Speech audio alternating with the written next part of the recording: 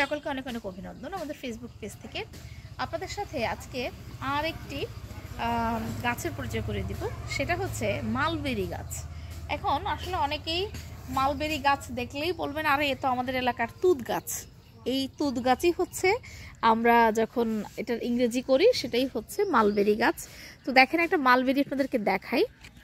আমরা কিন্তু আগে সবাই মনে করতাম যে এগুলো হচ্ছে বিদেশি ফল, অর্থাৎ বেরি হচ্ছে বিদেশি ফল, কিন্তু দেখেন এটা কিন্তু একেবারেই আমাদের গ্রামের বাড়িতে, একদম আমাদের গন্ড গ্রামে এই মালবেরি গাছটি হয়েছে। সো আপনারা যদি চান আপনাদের বাড়ির আশেপাশে এই মালবেরি চাষ করতে পারবেন। এবং সবচেয়ে মজার বিষয় হচ্ছে, মালবেরি যখন হয় প্রচুর পরিমাণে মালবেরি হয় এবং পুষ্টিগুণের দিক থেকে এটা অত্যন্ত পুষ্টিকর একটা ফল এবং প্রচুর পরিমাণে মিষ্টি। আপনি অবাক হয়ে যাবেন যে একটা মালবেরি, যারা মোটামুটি একটু মিষ্টি খেতে অপছন্দ করে, মানে তাদের একটা মালবেরি খাওয়ালে সে অজ্ঞান হয়ে যেতে পারে, মানে এত পরিমাণে সে বমি করে দেবে, এত মিষ্টি মালবেরি। সো যারা মিষ্টি খেতে পছন্দ করে তাদের জন্য এটা অত্যন্ত সুস্বাদু একটি ফল।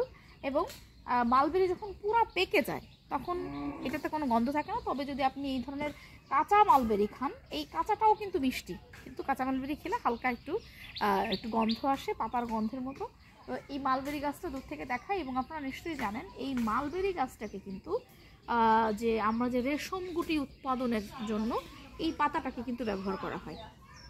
অর্থাৎ রেশম গুটির যে পোকা, সেই পোকাটাকে এই গাছটায় প্রতিপালন করা হয় এবং ওই পোকাগুলোর খুব প্রিয় খাদ্য হচ্ছে এই পাতা। সো আপনারা যারা এই মালবেরি গাছ সম্পর্কে খুব বেশি ইন্টারেস্ট ফিল করেন তারা আমাদের কমেন্ট বক্সে লিখতে পারেন এবং আমরা এই চারাগুলো কোথা থেকে পেয়েছি সেটা আপনাদেরকে জানাবো। সকলকে অনেক ধন্যবাদ।